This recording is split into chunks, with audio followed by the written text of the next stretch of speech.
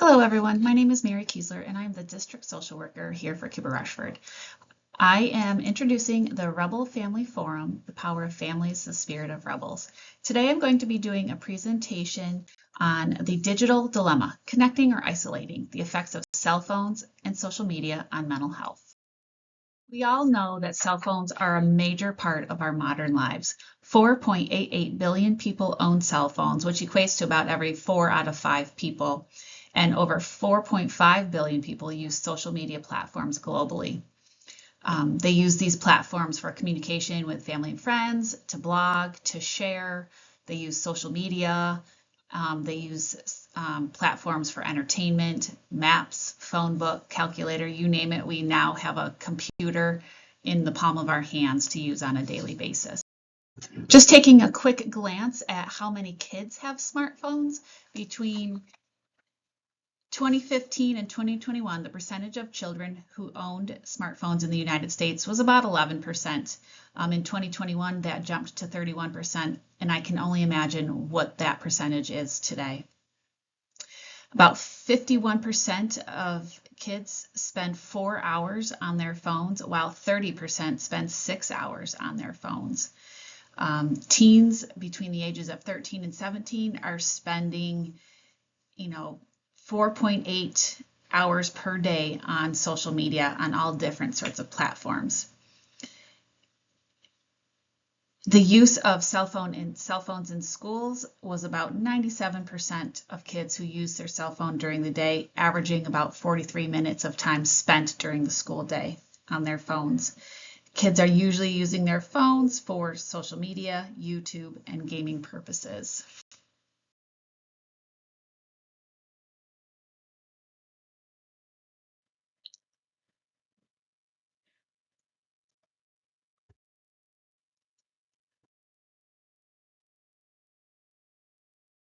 So they've taken steps to help students in school. So now how can we help our kids at home manage their mental health and social media? Some things that we can do, we can build a family media plan. We can work together to set rules about social media use so you and your children agree on how devices fit into your lives. You can balance time with and without devices. Create screen-free times and places in your homes. Set do not disturb times and media time limits. Track online activities and talk about which ones may be problematic.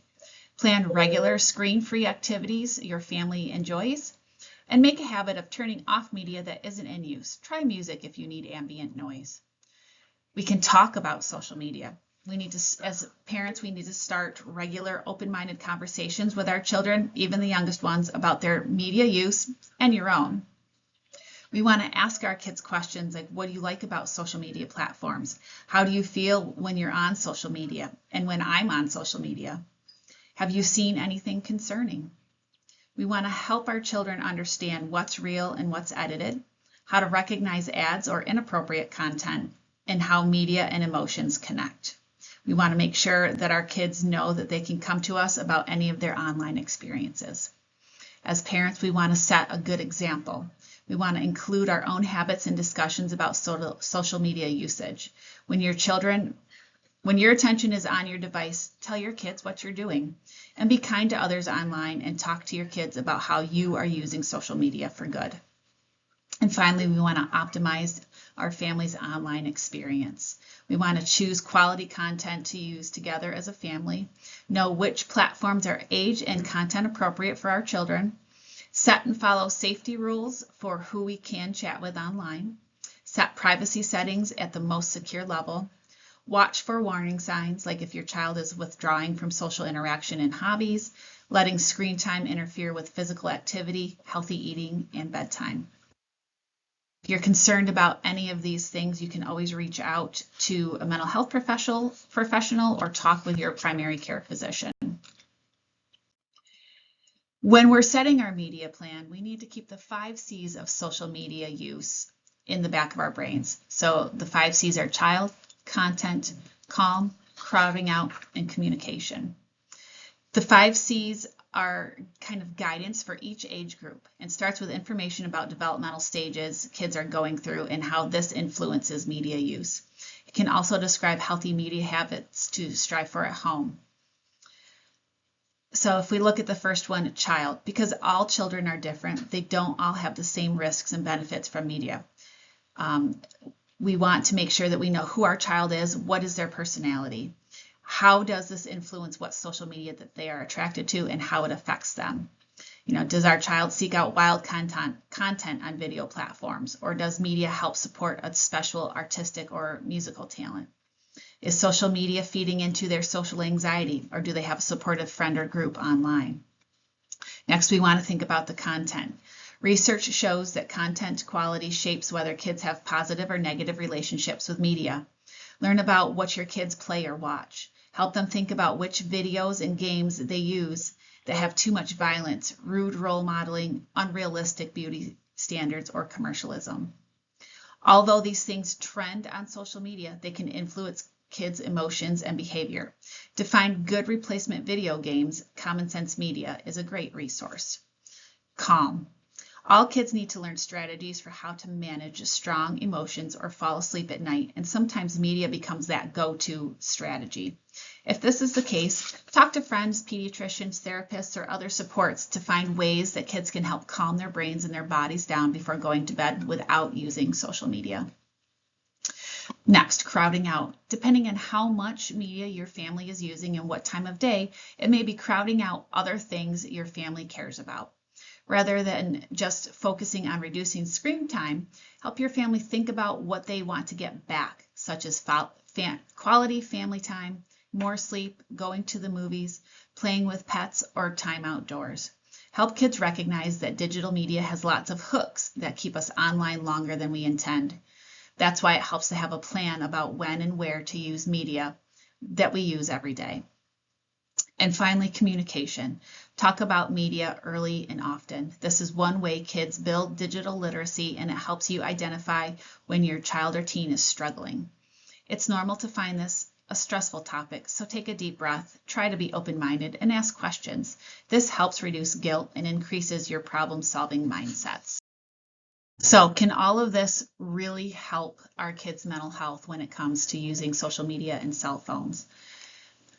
Given the widespread use of cell phones and their essential nature to our everyday lives, eliminating the use of your cell phone is unrealistic and may actually contribute to feelings of stress and anxiety for some.